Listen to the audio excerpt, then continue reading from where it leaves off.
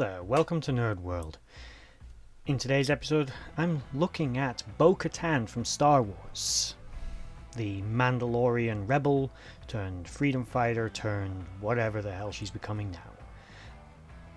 I don't normally do Star Wars videos, I don't normally touch on it because of the sheer size and complexity of Star Wars lore, and I find Legends really convoluted. I don't mind actually modern canon, and I love the Mandalorians, I really love them, and I can't get enough of their lore. Mandalorians and Sith, actually, I can't get enough of.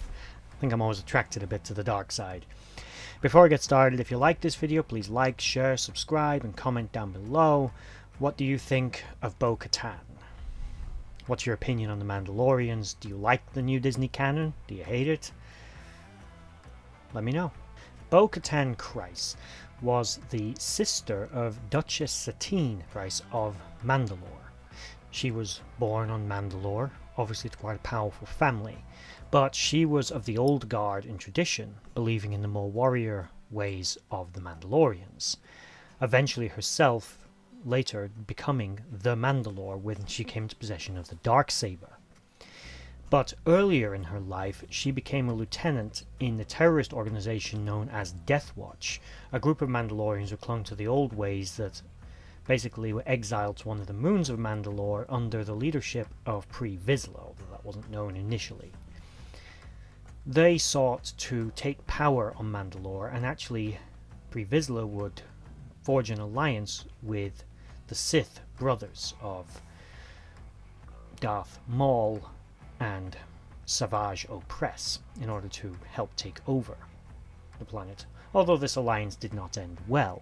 With Vizsla's death at the hands of Maul, Bo-Katan would not recognize Maul as he was not a Mandalorian, and she became a rebel fighter against him, still yet again fighting against the legitimate government of Mandalore. What a traitor. Now this was all during the Clone Wars era. She was identified by her bright orange hair, known to be quite attractive, but also a severe fighter.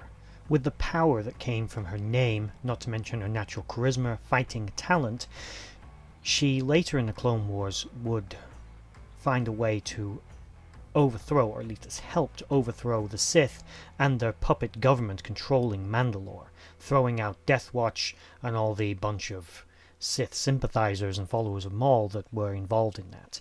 She was then appointed regent of Mandalore and ruled it up until the formation of the Galactic Empire, when she refused to follow the Empire's directives and those of Palpatine and acknowledged their authority over the Mandalorians. She was then replaced by Gar Saxon and Clan Saxon as the rulers of Mandalore. She would continue to resist the Empire, later discovering an association with Clan Wren, headed by Ursa Wren, and encountering her daughter Sabine Wren. She would support them in their attempts eventually to resist Clan Saxon, and she would later be deemed worthy of the Darksaber and would be given it by Sabine Wren, being recognized as the Mandalore. Later on in the Imperial era, there was an event known as the Great Purge. The Great Purge was the Empire gathering up lots of Beskar that drew them into conflict with the Mandalorians, as the Mandalorians used Beskar to produce some of their finest armor. This resulted in many Mandalorians, in fact most of their population, being killed, with the survivors fleeing and going into hiding, groups such as the Tribe having to operate in secret, otherwise be discovered by the Empire and killed. In the post-Imperial era, Bo-Katan and her more standard affiliation of the Night Owls, which is an elite group of all-female Mandalorian warriors, were now in search of Moff Gideon and attempting to reclaim the Darksaber, which she had previously used to unite all of the Mandalorian tribes or clans under one banner in order to stabilize the Mandalorian people. At some point during the Great Purge, which as yet has not been explained at the date of this video how he managed to get his hands on it, but somehow Moff Gideon got his hands on the Darksaber, and now she's on a mission to reclaim it. Okay, so that's a brief overview of the character and her epic history of Bo-Katan. one of my favourite characters from the Clone Wars series, and her recent appearance in The Mandalorian, not to mention her appearances in Star Wars Rebels, was fantastic. Played by and originally voiced by Katie Sackhoff. Now, this, as I said, is a fairly broad overview of the character, but you get the gist of it. She is awesome as a character, and definitely was a highlight of the episode that she appeared in season 2 of The Mandalorian. And I don't know about everyone else who was watching it, but I got a serious giggle on for the idea that Starbuck was now a Mandalorian, and I'm probably alone on that, but I don't care. I liked it. The Mandalorians in general are one of my favourite factions from Star Wars. Their history in both Legends and in new canon is interesting. It's interesting that the Mandalorians are not an ethnic group. They're not a species in the strictest sense. Anyone can be a Mandalorian. You don't even have to technically be human. I mean, if you go into original Legends, the Mandalorians weren't originally human. They just became dominantly human over time.